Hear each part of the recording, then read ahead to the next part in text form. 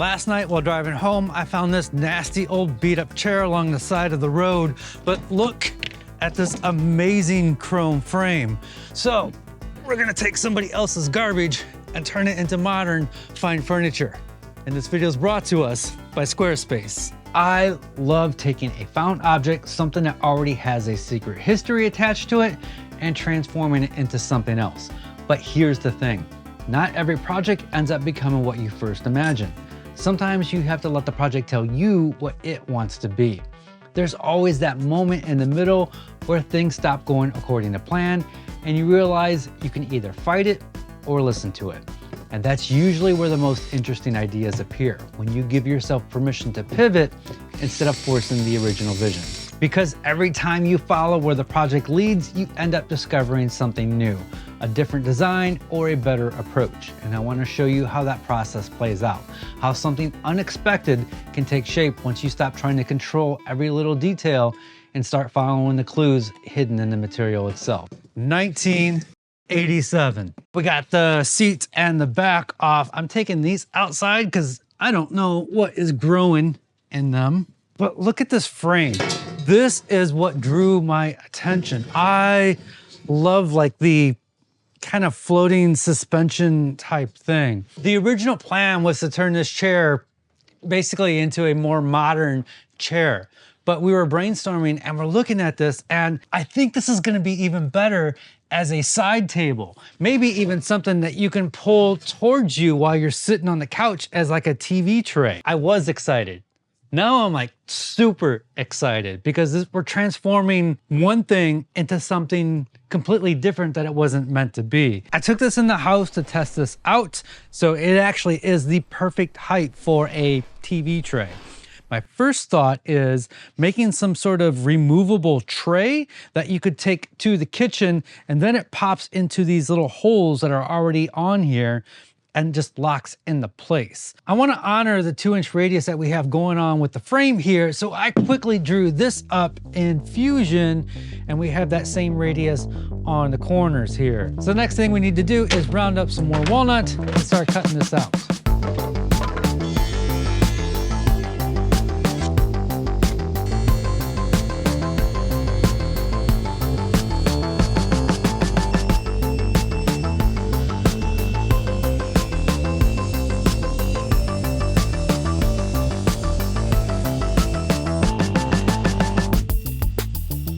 So for the corner pieces, this is a top-down view. We're gonna cut this out of a thick boy.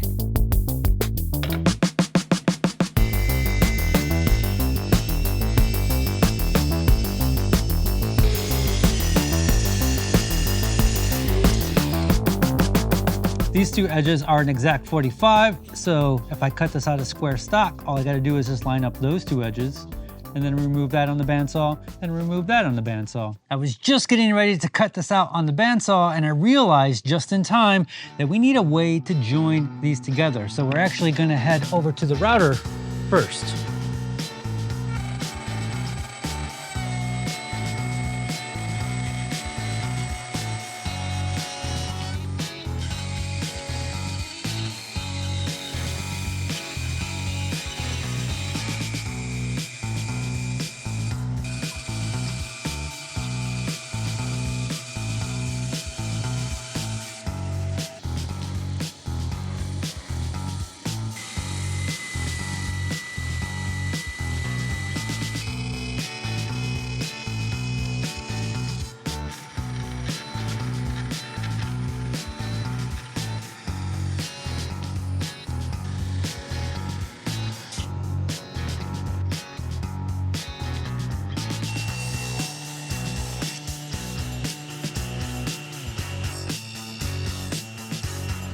So this was a lot of work for some rounded corners, but we are making it work.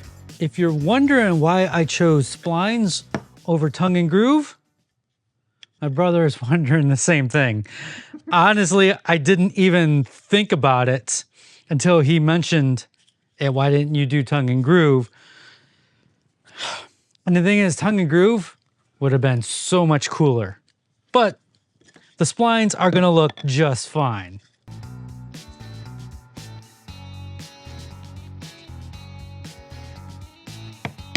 hit my finger. Make sure everything stays square. I got these specialized clamps.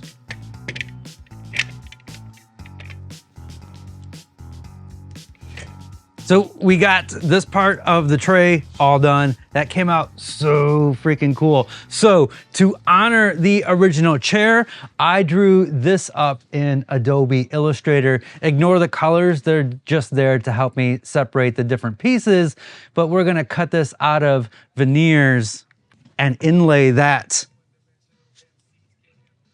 Where are you going? Reverse zoom. Sorry. Onto this guy right here. We're having a good time. We are having a good time. I keep too many scraps and I need to start using these up. And I've had this piece of Padauk for a while. I think that is going to be perfect for the chair part. I also need some we're making our own veneers. We're doing it the hard way. Look, I have so many freaking veneers, but I'm choosing to do it the hard way and make them my own. This is probably why I have so many scraps lying around. I could use the store-bought veneers that I already have, but there's something insanely satisfying about making my own. Plus, when you make your own veneers, you can make them a lot thicker, which means when it comes time to sand everything, it would be pretty difficult to accidentally sand all the way through the veneer. And if you've ever done that deep into a project, it hurts. It hurts so bad because it's a really hard mistake to fix. I don't think this is Padauk. I don't know what this is, but this was insanely hard to cut. I was using all my muscles to get that through the saw.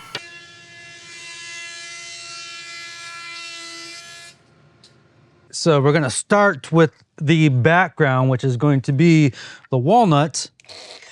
And I'm just gonna tape this together for right now.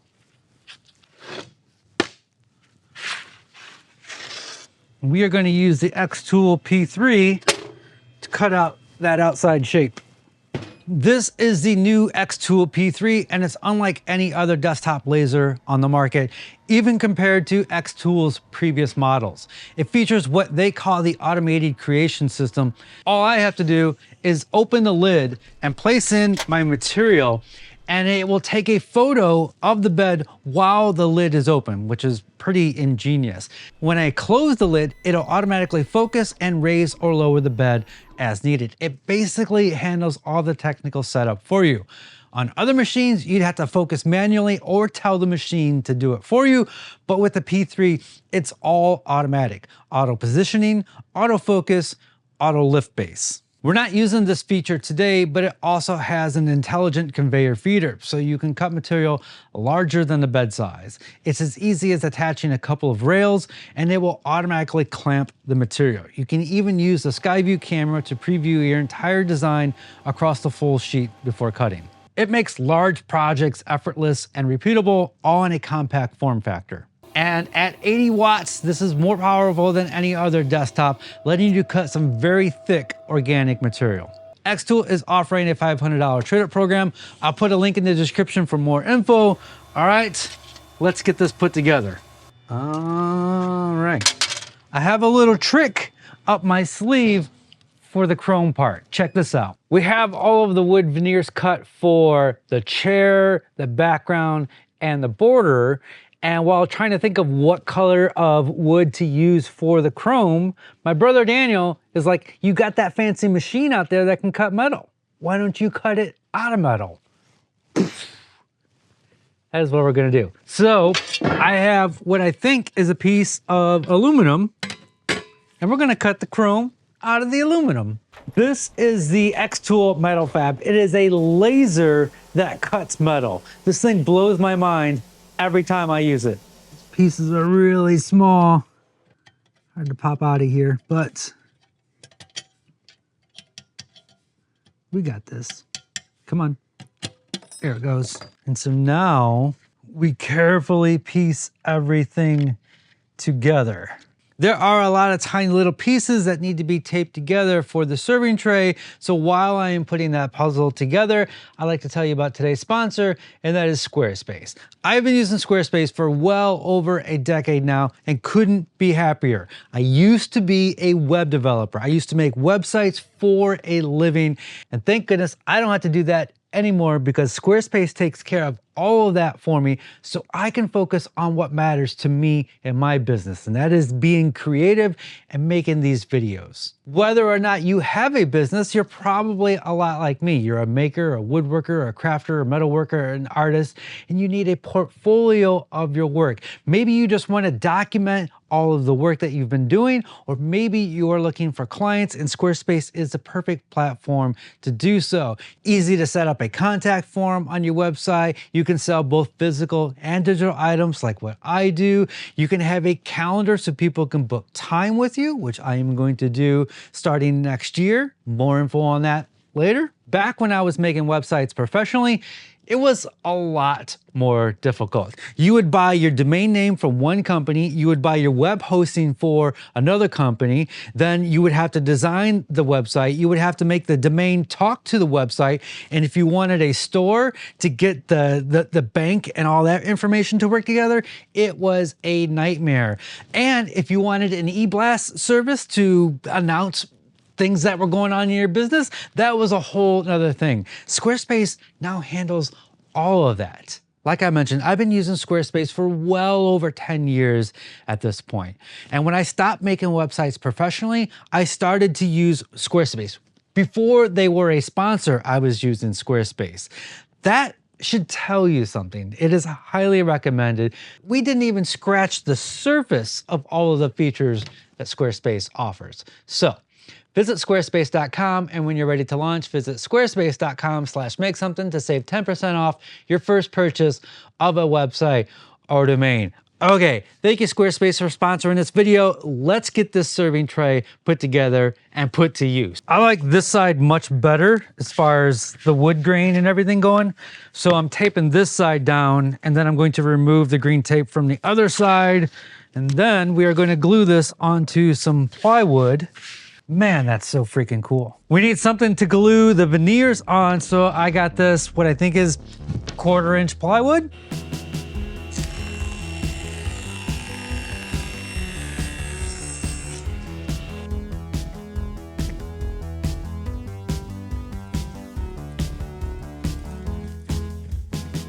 This project has gone in a completely different direction than when we started.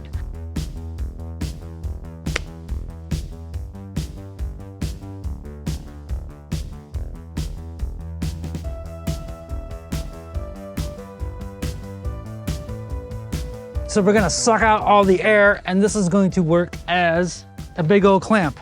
I stick this on here, turn on the back,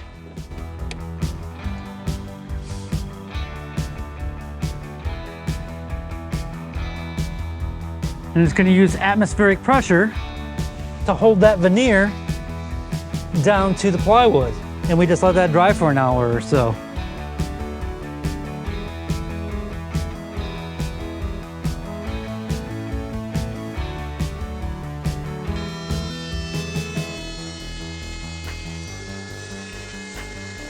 So we just got back from the router to route that rabbet along the back side, so this bottom piece can fit into there. But the first thing I need to do is trace out the shape.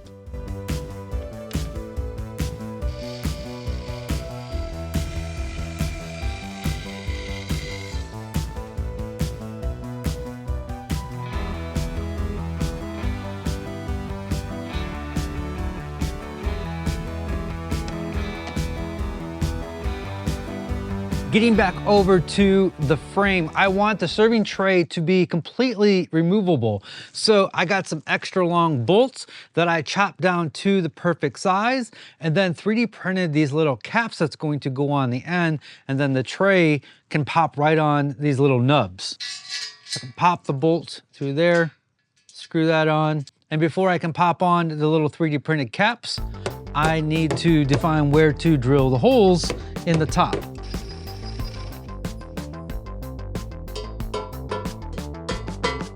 pure coincidence, Worth the Effort sent me the Make Pretty sander, which happens to have a 2-inch radius, which is the same radius in here that allows me to get right in the corners. So thank you, Worth the Effort, for sending that to me. This is really cool. Man, this came out so good. I am so incredibly happy with this. And it's so simple. I mean, besides the fancy inlay that we have on here, this was a found chair on the side of the road that originally I was gonna turn into a modern chair, but the moment that we took the back and the seat off, it just screamed side table or TV tray or whatever you want to call this. I am so glad that we didn't stick with the plan and we let the piece call out what the piece wanted to be. I could have made this a lot more complicated, but I didn't need to. I'm really, really happy with how this came out. And thank you to my brother Daniel for saying, hey, we should make the chrome out of aluminum, because that is what really makes the whole inlay pop, is how that just shines right through. I would like to thank my top Patreon supporters this month: X2 Crafted Chaos, Jonathan Ransom, Jim from Wiserbees, Ron from Gnomeworks, Jason Ramos, Tom, Chris from Hoffman Woodworks, Jeremy Johnstone, Andy from P10 Workshop, and Letters to Words. Patreon members get access to our private Discord, as well as the raw Fusion files, which I don't give away or sell outside of Patreon. So this is removable. You can take it to the kitchen. I did add some rubber feet on the bottom, so if you set it on the kitchen counter, it has something to sit on, and then it just pops right back into place. This is really cool. There it goes, locks into place. You can move it all around. I have decided that since this is going to get a lot of wear and tear, that I am going to pour a layer of epoxy on top here, but I have to now wait until this finish completely cures, and that might take a week or so. If I would have made this 1 inch higher, it would have reached over top of the arm of the couch. But that came out really good. If you enjoyed this video, hit that thumbs up, subscribe for more transformations. As always, be safe, have fun, stay passionate, and make something.